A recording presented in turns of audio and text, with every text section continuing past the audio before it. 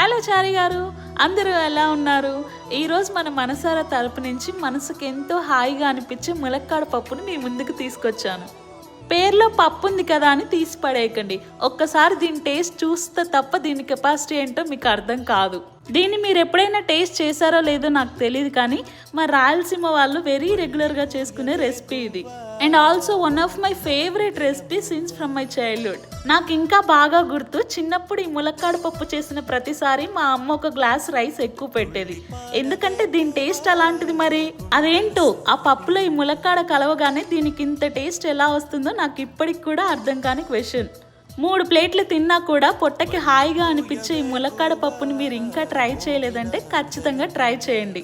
ఈ ములక్కాడ పప్పుని ఎన్నో రకాలుగా చేసుకోవచ్చు. ఎలా చేసుకున్నా కూడా దీని టేస్ట్ అద్భుతం. మీరు మాత్రం అస్సలు మిస్ అవద్దే. రేపు ఇంకొక వీడియోతో మళ్ళీ కలుద్దాం. అంతవరకు ఈ మనసారాన్ని మర్చిపోకండి.